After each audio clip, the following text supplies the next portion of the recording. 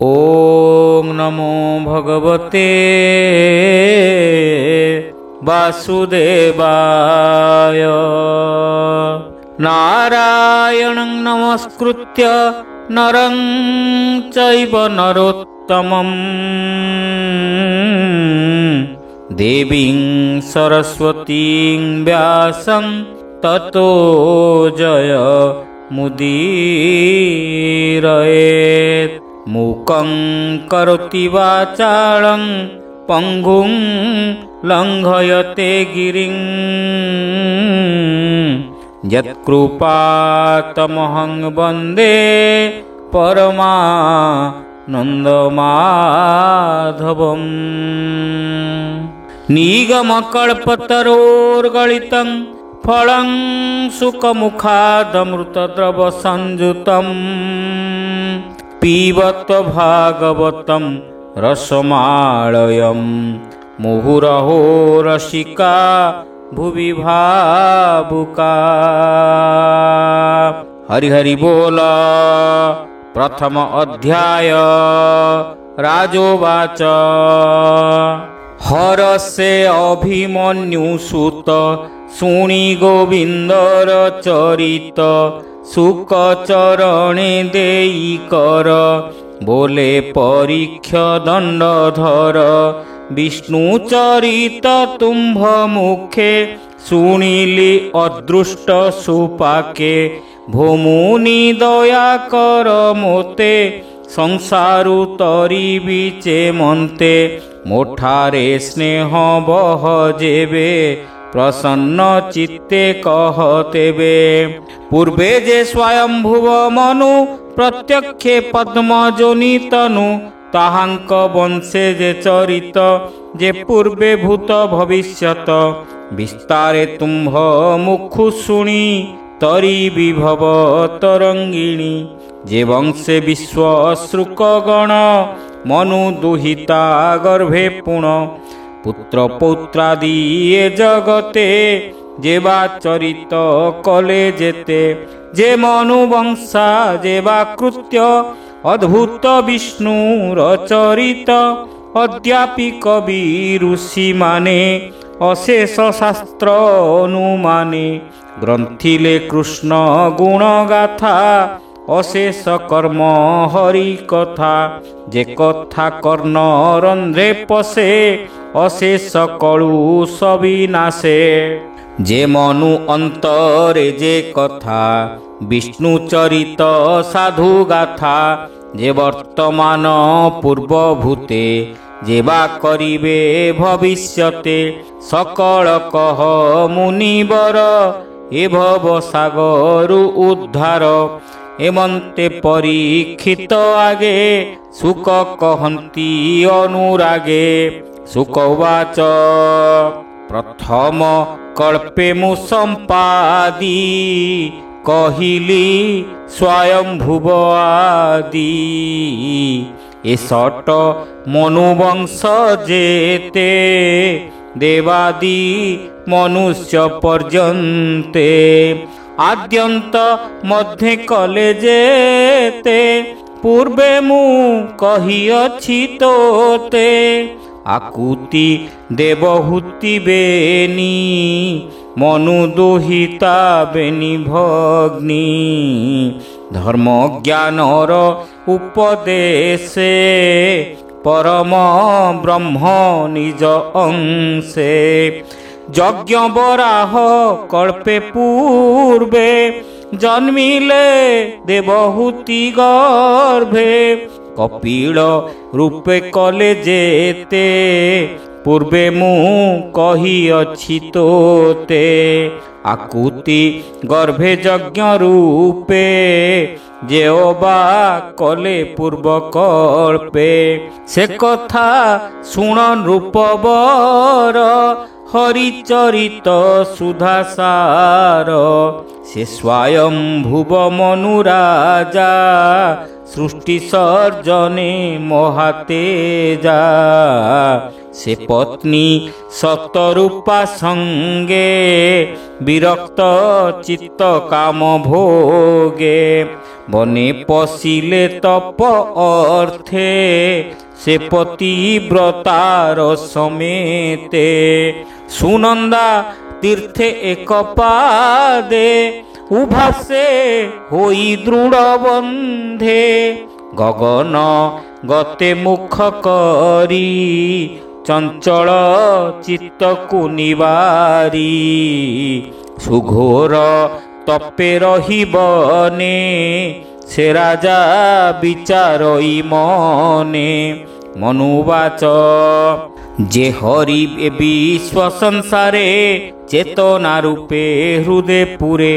चेतन अचेतन रूपी जाग्रत स्वप्न मध्य व्यापी धाता न जाने जार अंत तेणु से बोलाई अनंत ए विश्व आत्मा जेहु होए विराजे स्वयं सर्वदेहे सृजई पालई संहारे बालक लीलारे विहरे देखंता प्राणी की नदी से दृश्य अदृश्य रूप मिसे सकल रूपे जार बास विराजे जेन्हे घटाकाश से सर्व प्राणी मंदिर जिमुत मध्य जेन्हे नीर सुपर्ण पृष्ठे जार स्थिति तापादे रहु मोर मती आद्यंत मध्य जार नाही स्वपर भेद बा काहीं न मिसे अंतरे बाहरे ए माया मोहन संसारे ए विश्वमय जे प्रमाण सत्य स्वरूप परम ब्रह्म जे विश्व काय पुरुहूत विश्व सूर्जने उपगत विमोह मोह पासे छंदी जार क्रीडारे विश्वबंदी सत्य परम ज्योति अज पुराण पुरुष विराज जीवर जन्म आदि जेते धरे आत्मशक्ति आयते निरीह चेष्टा विवर्जित स्वरूपे जेबा होए स्थित ए भावे जानी ऋषि जने कर्म इच्छन्ति दृढ़ मने हरि हरि बोल जे भावे कर्म हीन फले से भावे भजन्ति निश्चले ईश्वर भावे कर्म कले निर्गुण लभन्ति से भले इष्ट करन्ति प्राणींकर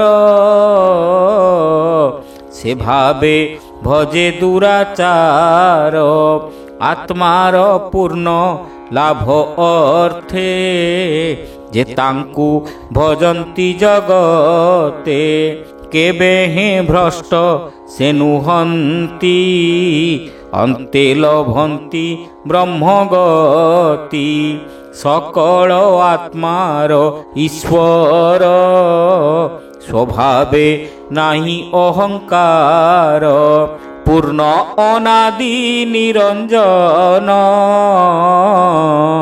कहार नोहे से अधीन स्वभावे निज मार्गे रहे के चिंती पारे ताकु देहे एणु से संसार रे सार तपादे मोर नमस्कार हरि हरि बोल श्री शुक उवाच शुण हे अभिमन्यु सुत से स्वयं भुव दृढ़ चित्त चिंता करन्ते तप बले सुदृढ़ समाधि निश्चले असुर जातु धान गणे बेगे मिलिले घोर बने भक्षिबा पाई क्षुधा आसे बेगे मिलिले तार पासे ताहांकु देखी नर हरि यज्ञ पुरुष रूप धरी निबारी जातु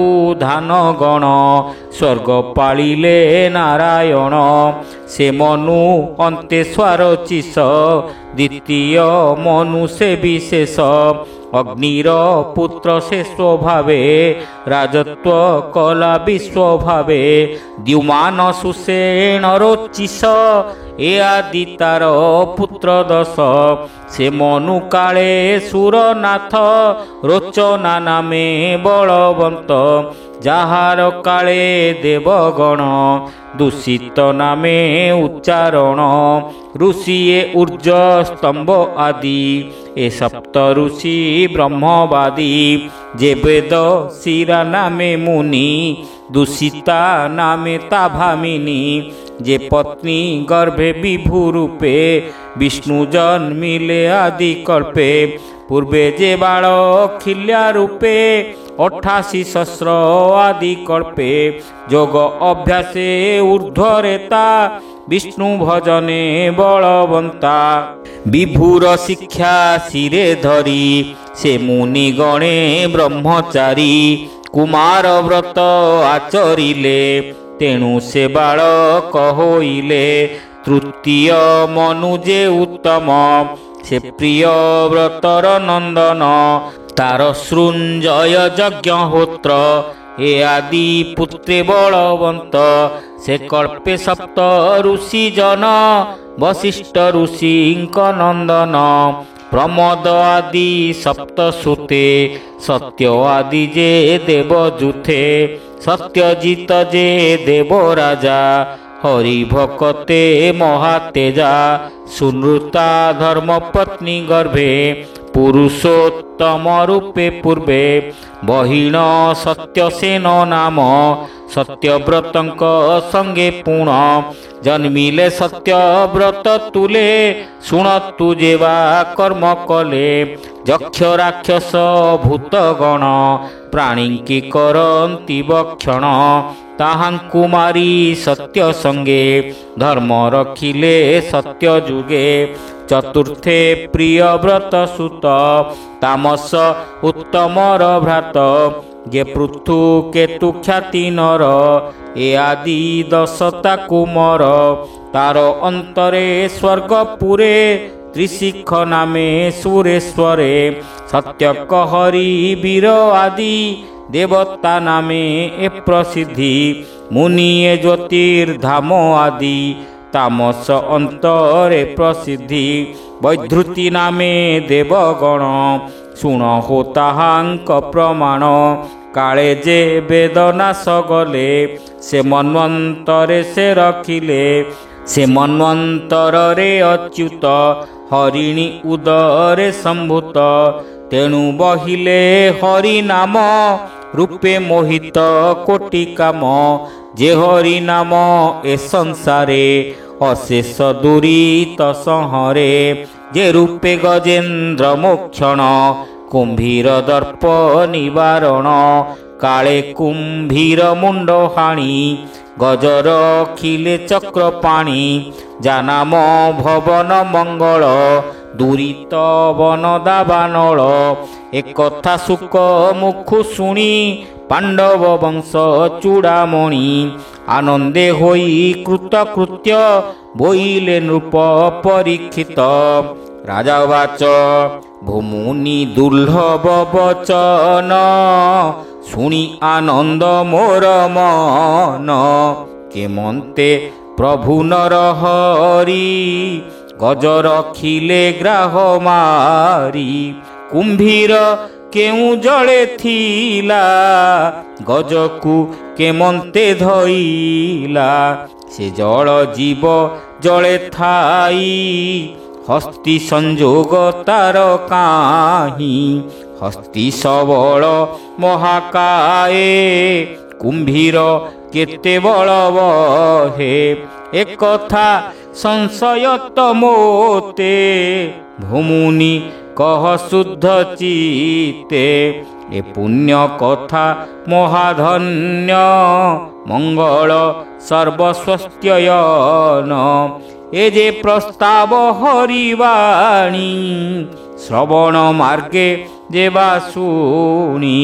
ହରିପ୍ରସାଦୁ ଭଭୂତରେ ନ ପଡ଼େ ମାୟା ତମ ଘୋରେ ସୁତବାଚ ହେମନ୍ତେ পরীক্ষিত বাণী আনন্দে সুক মুনি শুনি গঙ্গার তীরে অন্তর্জলে অসংখ্য মুনি গণ মেলে গোবিন্দ পদে দেই চিত্ত বলই দাস জগন্নাথ ভাবে গোবিন্দ পদে দেই চিত্ত ভাবে বলই দাস জগন্নাথ হরি হরি बोल इति श्रीमद्भागवते महापुराणे पारमहंस्यां